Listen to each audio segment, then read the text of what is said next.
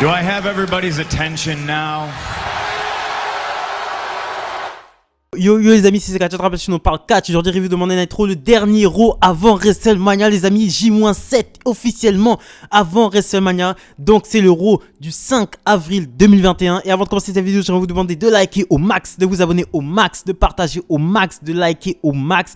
Et extrêmement important pour cette chaîne, on va devant des 250 abonnés avant la fin avril les amis. Gros show directement sur Drew McIntyre qui nous dit qu'il a tout sacrifié. Il a sacrifié beaucoup de choses, il a sacrifié des anniversaires, il a sacrifié des moments avec sa famille pour avoir sa place à WrestleMania, et il dit que s'il doit passer par le baron, par King Corbin pour avoir sa place pour WrestleMania, il passera par là, il le fera. Donc il est coupé directement par MVP et Bobby Lashley qui arrive. Lashley dit que tout le monde a peur de Drew McIntyre, mais lui il a vu la peur dans les yeux de Drew McIntyre, il l'a vu trembler quand il a fait le Hurt Lock.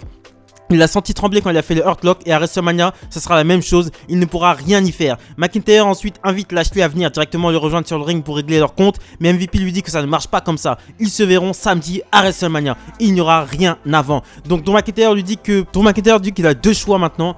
Soit il abandonne et il devient un chauffeur Uber, ou soit il devient champion de la WWE à WrestleMania en battant Bobby Lashley. Et il dit qu'il fait remarquer à Drew McIntyre qu'il parle beaucoup mais qu'il n'est même pas encore sûr de pouvoir mettre les pieds à WrestleMania. Et là t'as Baron Corbin qui arrive, Baron Corbin qui, je le rappelle, a gagné un match contre Drew McIntyre, et s'il gagne ce match il prend la place de Drew McIntyre à WrestleMania. Il arrive, il dit que il va finir ce qu'il a commencé la semaine dernière, et qu'il n'y aura pas de WrestleMania pour Drew McIntyre, et il n'y aura pas de titre de la WWE pour Drew McIntyre.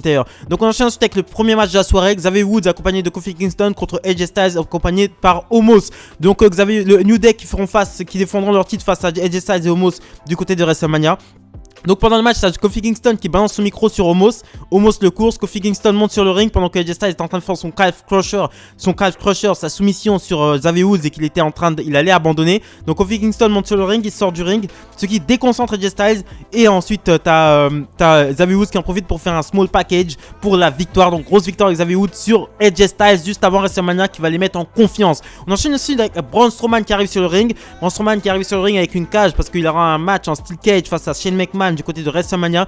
Il dit que toute sa vie il a été la victime des mecs comme Shane. Il dit qu'il ne comprend pas, Shane ne comprend pas dans quoi il s'embarque, et il dit qu'une fois que la cage sera fermée, il va lui botter le cul. Il dit que Shane finira le visage écrasé contre la cage. Shane McMahon fait son entrée, il dit qu'il ressent beaucoup de colère en Braun Strowman, mais que la stipulation du steel cage match n'est pas une mauvaise idée, mais il est un McMahon, il va battre Braun Strowman dans la cage, et ensuite Braun Strowman se regardera dans la glace et il réalisera à quel point il est stupide. Ce qui nous emmène au deuxième match de la soirée, Braun Strowman contre Elias et Jackson Ryker. Donc c'est un match handicap.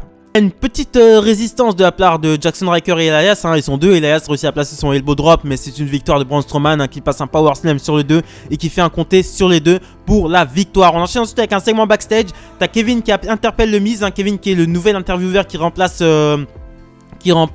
Charlie Caruso. Donc Kevin interpelle Miz et Morrison et leur demande pourquoi ils ont un pot de peinture sur eux. Miz dit qu'il y a un petit défaut sur la voiture de Bad Bunny, donc ils vont rectifier ça. Donc ils commencent à peindre la voiture de Bad Bunny, et Bad Bunny, quand il arrive et il découvre sa voiture toute peinte, il n'a même pas le temps de réaliser qu'il se fait attaquer par Miz et Morrison, et c'est Adam Pearce et les officiels qui viennent mettre fin à cette agression. Donc il nous est annoncé qu'il y aura un tag team turmoil match pour samedi du côté de WrestleMania, et les gagnantes iront affronter les championnes par équipe dimanche. Donc on enchaîne ensuite avec un match tag team féminin. Asuka et Rhea Ripley faisaient face à Shayna Baszler et Nia Jax, les championnes en titre. Donc c'est un match qui n'est pas pour le titre bien entendu. Donc c'était un bon échange. Ça m'a fait vraiment plaisir de voir Asuka mise en avant, parce que ça fait un an qu'elle est dans l'ombre de Charlotte Flair, clairement. Elle était dans l'ombre de Becky Lynch, et maintenant elle était dans l'ombre de Charlotte Flair et de beaucoup d'autres catcheuses. Donc ça m'a fait plaisir qu'elle soit enfin remise en avant, parce que c'est quand même la championne, donc elle doit être mise en avant. Et à un moment donné où elle commençait à monter sur la troisième corde, t'as Rhea Ripley qui pousse sa partenaire Asuka qui tombe à l'extérieur du ring, elle lui passe un body slam à l'extérieur du ring, et ensuite elle la remonte sur le ring. Shayna Baszler lui met un coup de genou pour la victoire. Donc Rhea Ripley qui confirme son heel turn, il était temps. Une semaine avant WrestleMania, elle fait son heel turn. Bon, c'était pas mal. Il fallait le faire. De toute façon, il fallait que Rhea Ripley turn heel pour que cette rivalité ait un petit peu de sens. On enchaîne ensuite avec un segment backstage. Ensuite, on enchaîne avec un segment backstage. T'as Cedric Alexander et Shelton Benjamin qui viennent mettre un coup de pression à MVP en lui disant qu'il n'y aurait jamais eu de Hurt Business sans eux. Shelton Alexander dit qu'il va peut-être pas battre battre Bobby Lashley ce soir, mais qui va lui laisser une marque, ça c'est sûr. Et il dit qu'il a hâte de voir Drew McIntyre montrer qui est vraiment Bobby Lashley, donc un lâche. Et ensuite il quitte le backstage de MVP. Donc MVP est interviewé ensuite par Sarah Schreiber. Donc MVP dit que Cedric Alexander et Shelton Benjamin l'ont déçu, c'est pour ça qu'il les a dégagés. Ils ont même pas été foutus de garder les titres par équipe, et c'est grâce à lui qu'ils ont justement gagné les titres par équipe, et c'est grâce à lui qu'ils se sont mis à porter des costards. T'as Bobby Lashley qui arrive et qui dit qu'il va les briser en deux. Donc on enchaîne ensuite avec le prochain match. Donc Cedric Alexander faisait face à Bobby Lashley. Donc Bobby Lashley qui est accompagné de MVP qui est au commentaire, et il y a Cedric Alexander qui est accompagné de Shelton Benjamin. C'était vraiment un échange qui était vraiment pas mal.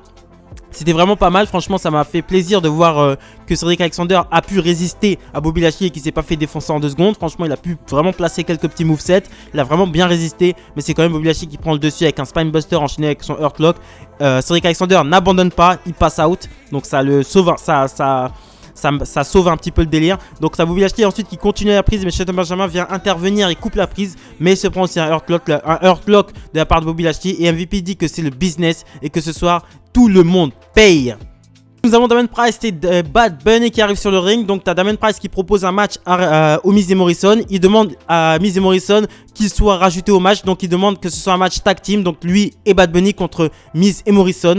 Il dit que voilà. Et ensuite Bad Bunny prend la parole. Il dit qu'il est ici pour vivre. Il vit son rêve à la WWE. Il dit que quand il était petit avec sa famille, il regardait Raw et SmackDown.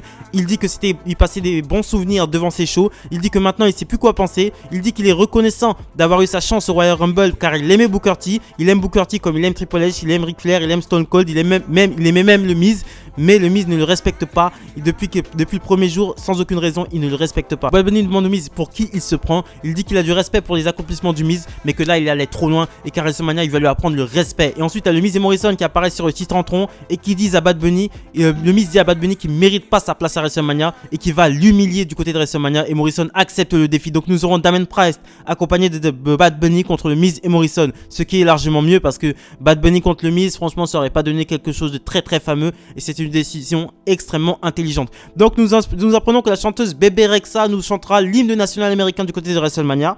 Voilà. Et ensuite on enchaîne avec le match Donc nous enchaînons avec le prochain match. Matt Riddle faisait face à Mustafa Ali. Donc t'as Sheamus qui est au commentaire, t'as Matt Riddle qui se fout de la gueule de Sheamus en mettant son chapeau. Mustafa Ali en profite pour prendre un peu l'avantage, mais c'est quand même une victoire de Matt Riddle avec son bro Derek. Et ça n'a pas été annoncé, mais je pense que Sheamus affrontera Matt Riddle du côté de WrestleMania pour le titre US, parce que WrestleMania normalement tous les titres doivent être défendus. On enchaîne ensuite avec un segment backstage. Kevin je connais pas son nom de famille. Ensuite avec un segment backstage, t'as Kevin qui demande à Drew McIntyre s'ils se sont menacés par Baron Corbin. Il dit que Corbin veut prendre sa place à WrestleMania et cela le rend dangereux, mais il va mettre fin à que ça va se finir comme d'habitude avec un Claymore Kick et il sera champion de la WWE. On enchaîne ensuite avec le main event of the evening. Drew McIntyre faisait face à King Corbin. Donc MVP est au commentaire, sûrement pour s'assurer la victoire de Corbin, mais à un moment donné t'as MVP qui donne sa canne à Corbin pour qu'il attaque Drew McIntyre, mais Drew McIntyre esquive et lui met un Claymore Kick pour conclure ce Raw. Donc c'était un Raw et ensuite Drew McIntyre fait face à Bobby Lashley pour conclure le Raw. Donc c'était un bon Raw. Il était pas mauvais, c'est pas non plus SmackDown, c'était pas comme SmackDown, mais c'était très bon, pas très bon. C'était bon. C'était un bon Raw avant WrestleMania. Ça m'a bien hypé les matchs. Franchement, je suis bien hypé pour WrestleMania. Je suis pressé d'y être. Et voilà, c'est ce que je pensais du Monday Night Raw du 5 avril 2021. Abonnez-vous, likez, commentez, partagez. Extrêmement important pour cette chaîne. Nous devons des 250 abonnés avant la fin avril, les amis.